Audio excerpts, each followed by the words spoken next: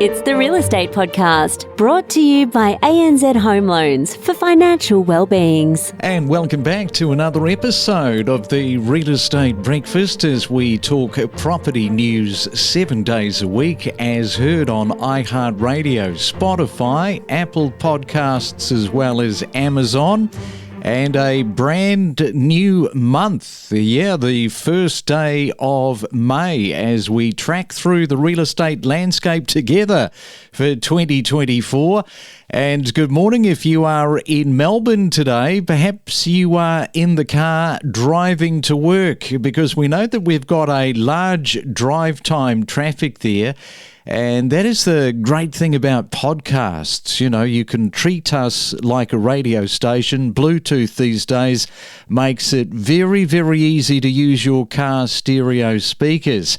And I see the Melbourne housing market is experiencing a little bit of a unique trend as the average price of standalone houses dips below Sydney, marking a 20-year low. One factor the commentators are talking about, it could be the surplus of housing stock available for sale, especially compared to cities like Brisbane and Adelaide. Additionally, while investor demand remains decent in Adelaide and Brisbane, owner-occupier demand is relatively subdued nationwide. And the changes in household demographics, particularly a decline in the number of people per household during COVID, they say may be influencing demand dynamics. I thought that was interesting to cover off this morning, and we are in Melbourne for the first day of May and throwing a spotlight this morning on Armadale. Have you been to the suburb? I see that Toorak is its neighbour. Armadale is known for its architecture and provides a luxury lifestyle with trendy antique shops and art galleries. So joining us once again, we have Antoinette Nido from RT Edgar. And good morning to you, Antoinette. First day, First day of May today. Good morning, Craig. It sure is. So hurtling into winter, which is a very nice season in Melbourne. I think Melbourne comes alive in autumn, and each season has its beauty. Yeah, I think you're right. We're hurtling towards winter.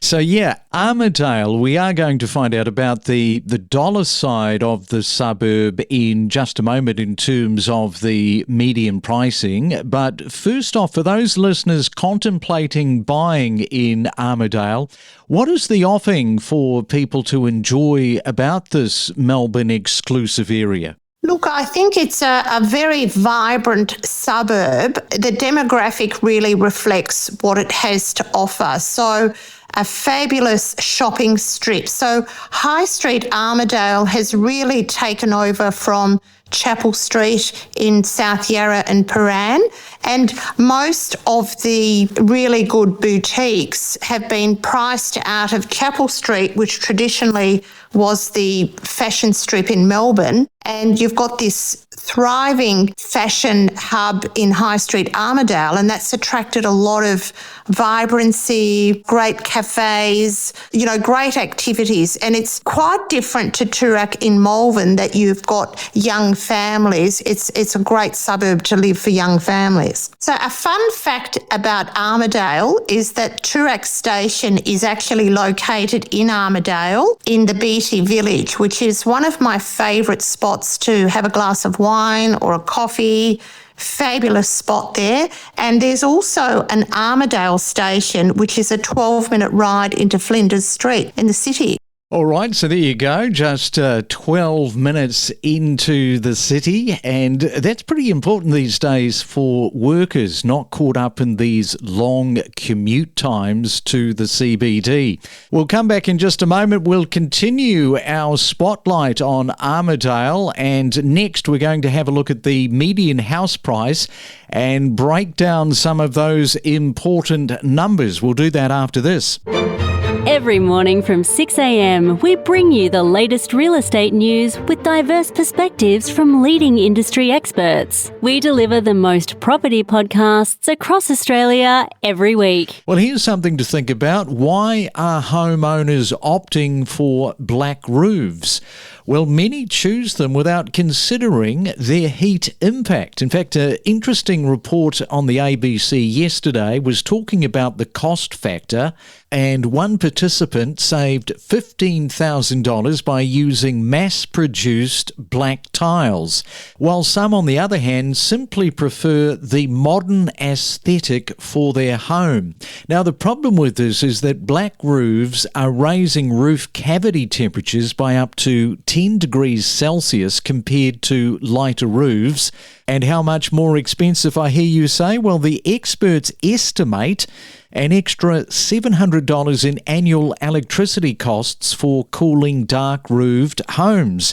So forget about the black roof, forget about the aesthetic, otherwise you're going to be baking on the inside. Every morning from 6 a.m. across Australia, we deliver you the latest property news, commentary and predictions from Perth to Cairns and from Melbourne to Brisbane, 7 days a week, only on the Real Estate Podcast. And it is a Real Estate Wednesday across Australia. We are in Melbourne this morning talking to Antoinette Nido from RT Edgar, and we're having a look at Armadale. Is it a location that perhaps might be piquing your interest?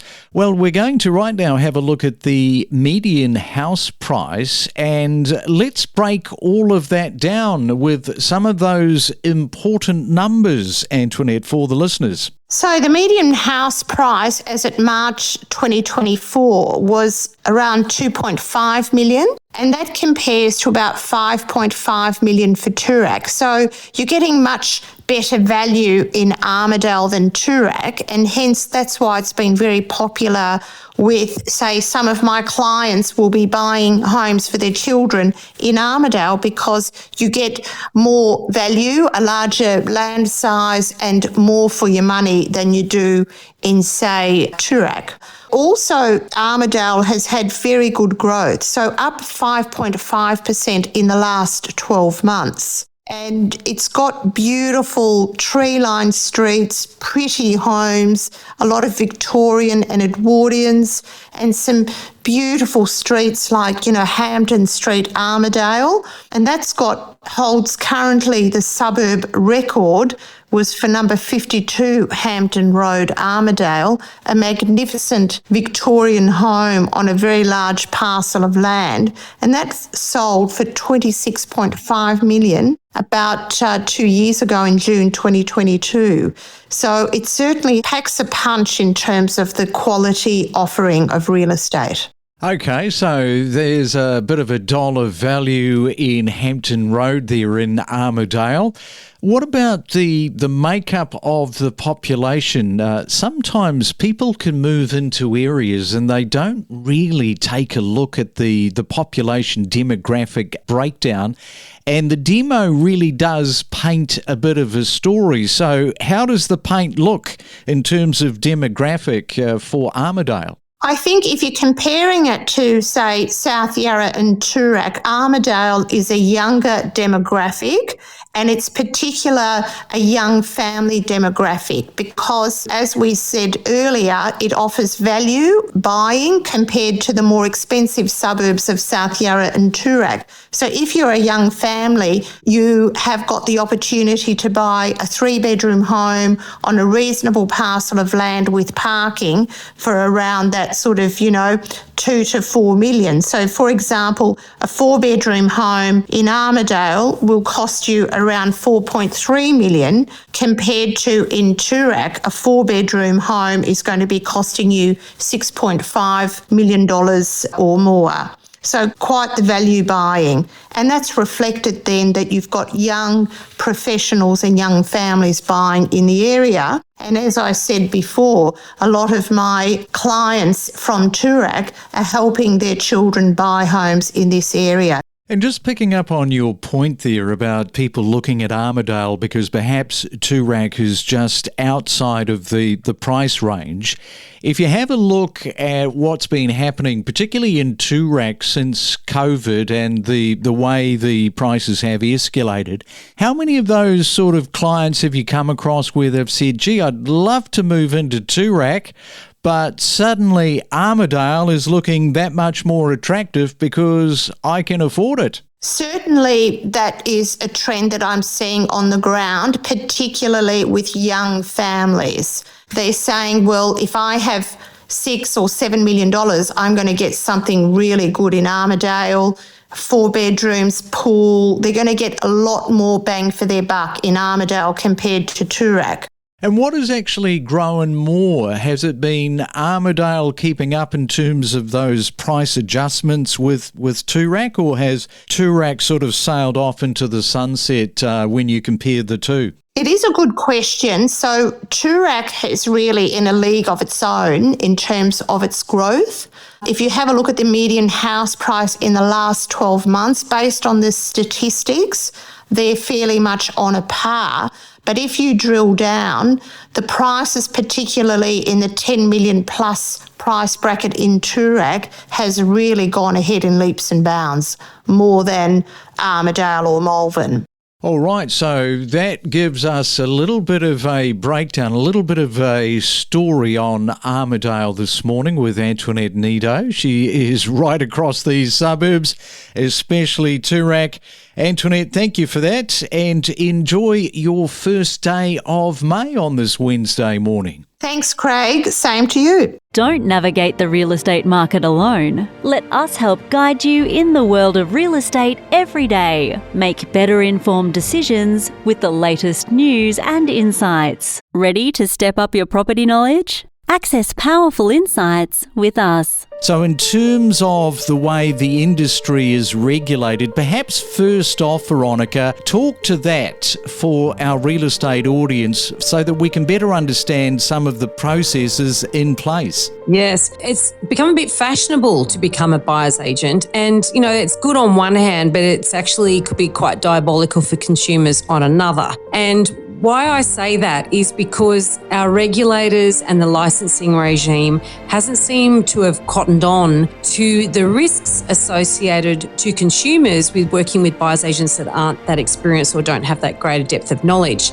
Some jurisdictions require zero work experience. You can just basically get licensed, get a diploma and bang, set up shop, and you've never worked a day in real estate in your life, and all of a sudden you're a buyer's agent. Don't forget to subscribe. We have hundreds of episodes, all designed to help you better understand the constantly evolving and dynamically changing real estate property market. We connect you to the best real estate information across Australia. The Real Estate Podcast.